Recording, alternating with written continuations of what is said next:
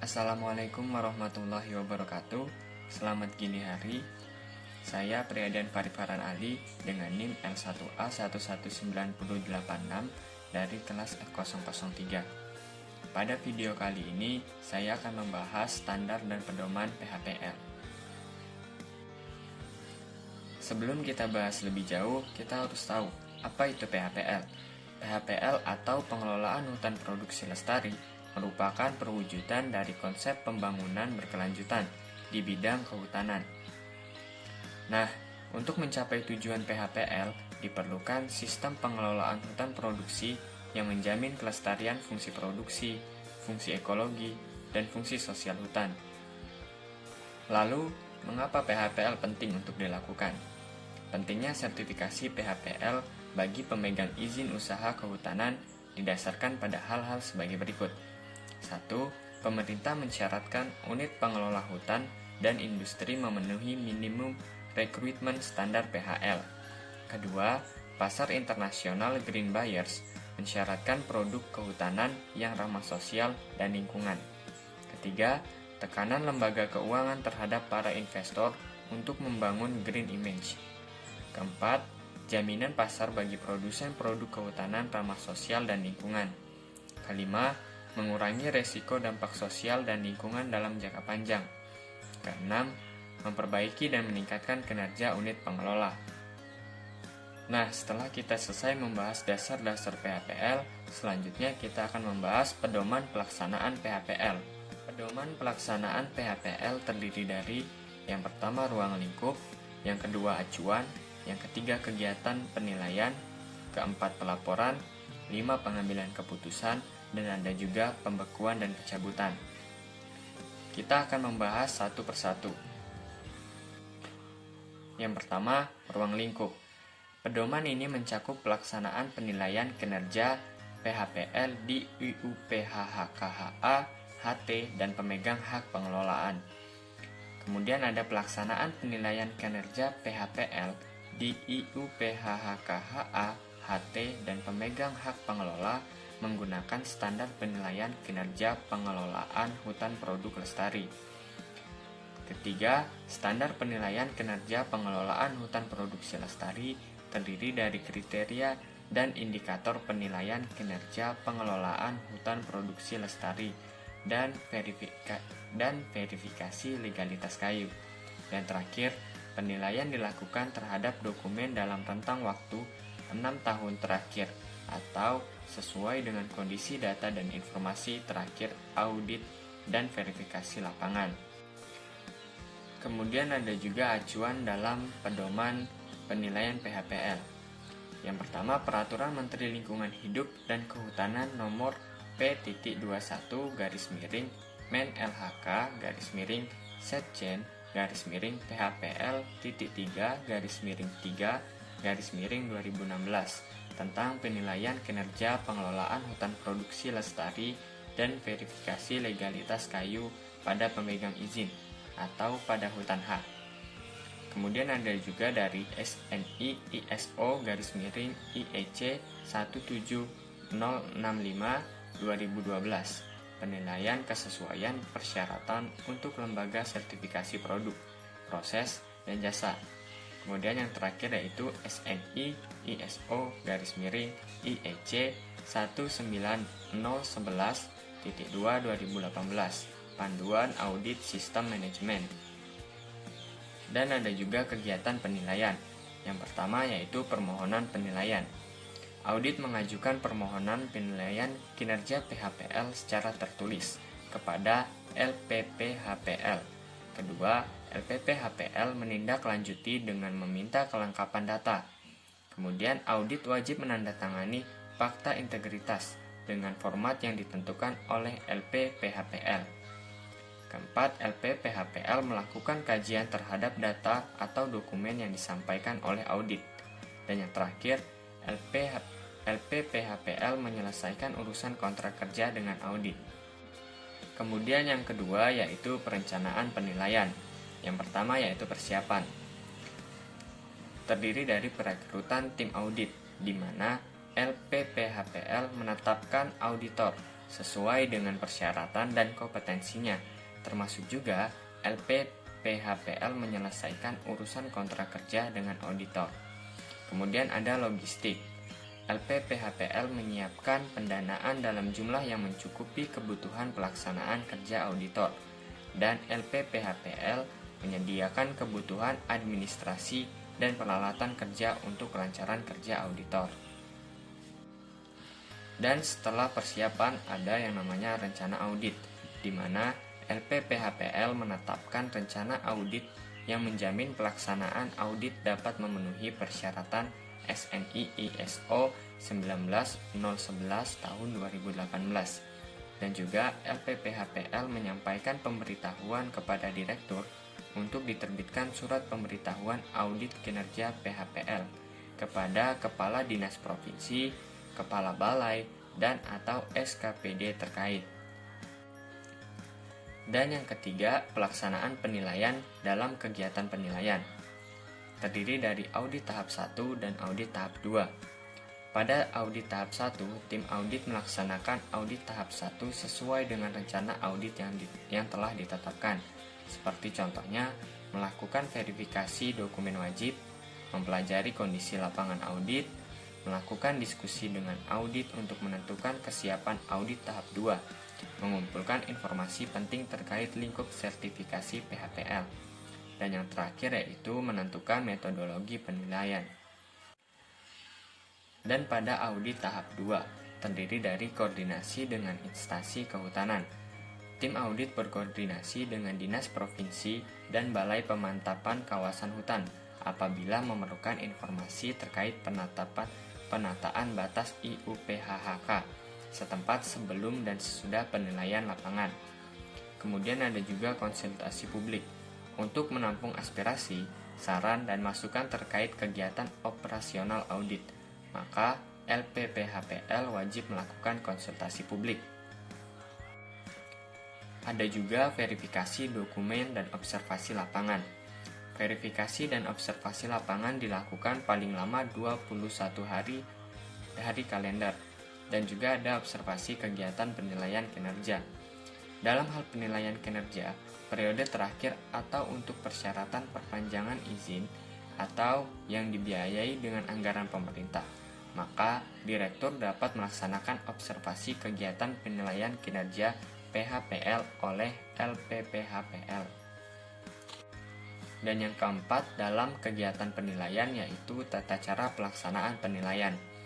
Tata cara pelaksanaan audit di lapangan mengacu kepada standar SNI ISO 19011-2/2018 dan standar penilaian kinerja PHPL, di mana mempertimbangkan bobot verifier dan bobot indikator. Dan juga ada rank bobot indikator, yaitu baik, sedang, buruk. Baik apabila total nilai verifier di atas 80%, sedang apabila nilai verifier yang dicapai antara 60-80%, dan buruk apabila total nilai verifier di bawah 60%. Dan setelah kegiatan penilaian, ada kegiatan pelaporan. Laporan hasil penilaian kinerja PHPL disusun oleh tim audit, memuat informasi lengkap disampaikan kepada LPPHPL sebagai bahan pengambilan keputusan penerbitan SPHPL. Dan juga pembuatan laporan, pengambilan keputusan dan penyampaian hasil keputusan penilaian selambat-lambatnya 21 hari kalender terhitung sejak pertemuan penutupan. Dan setelahnya ada pengambilan keputusan. Pengambilan keputusan dilakukan oleh pengambil keputusan yang berstatus personil tetap LPPHPL. Dan audit dinyatakan lulus apabila nilai akhir kinerja sekurang-kurangnya berpredikat sedang. Dalam hal audit dinyatakan tidak lulus, LPPHPL memberi kesempatan kepada audit mengajukan banding atas hasil keputusan yang dimaksud. Dan yang terakhir, audit diberi waktu untuk menyampaikan banding atas hasil keputusan penilaian selambat-lambatnya 14 hari terhitung sejak penyampaian hasil keputusan penilaian. Nah, kemudian ada juga tahap pendidikan. Penelitian dilakukan berdasarkan standar penilaian kinerja PHPL dengan fokus kepada verifier-verifier yang harus diperbaiki sesuai Corrective Action Request atau CARS pada saat penilaian awal dan atau penelitian sebelumnya. Kemudian ada juga pelaksanaan penelitian diketahui oleh audit. Penelitian dilakukan melalui proses penilaian lapangan.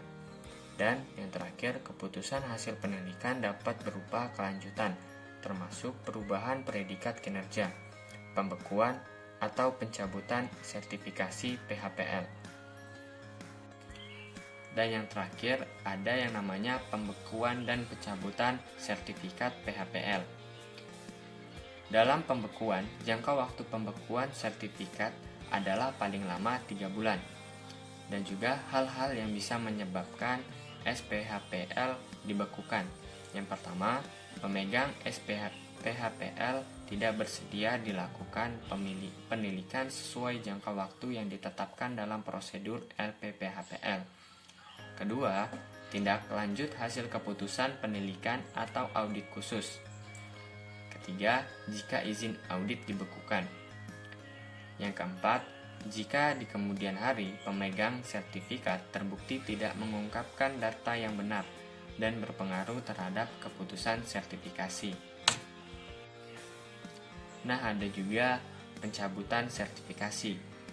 Ada hal-hal yang menyebabkan sertifikat bisa dicabut. Yang pertama, pemegang SPHPL tetap tidak bersedia dilakukan penelitian sampai dengan 3 bulan penetapan pembekuan sertifikat.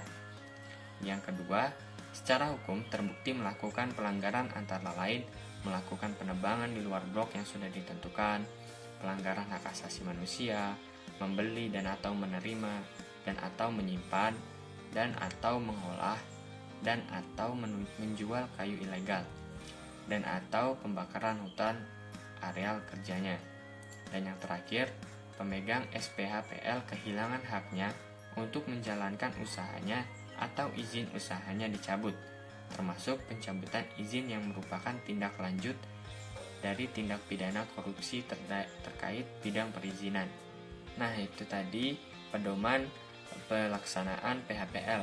Dan yang kedua, kita akan membahas standarisasi PHPL. Yang pertama yaitu standar penilaian PHPL. Standar penilaian PHPL terdiri dari yang pertama indikator, di mana mencakup prasyarat, produksi, ekologi, dan juga sosial. Yang kedua ada pengertian. Yang ketiga ada alat penilaian verifier. Keempat ada bobot verifier. Dan yang terakhir yaitu nilai kematangan verifier dengan rank baik, sedang, dan buruk. Standar penilaian kinerja PHPL berbeda pada IUPHKHA, HT, dan juga hak pengelola. Kemudian kita akan membahas indikator standar penilaian PHPL. Indikator standar penilaian PHPL pada IUPHKHA terdiri dari prasyarat, produksi, ekologi, dan sosial. Pada prasyarat itu memiliki 5 poin, diantaranya kepastian kawasan pemegang IUPHKHA, dan pada bagian produksi memiliki 6 poin, diantaranya yaitu penataan areal kerja jangka panjang dalam pengelolaan hutan lestari.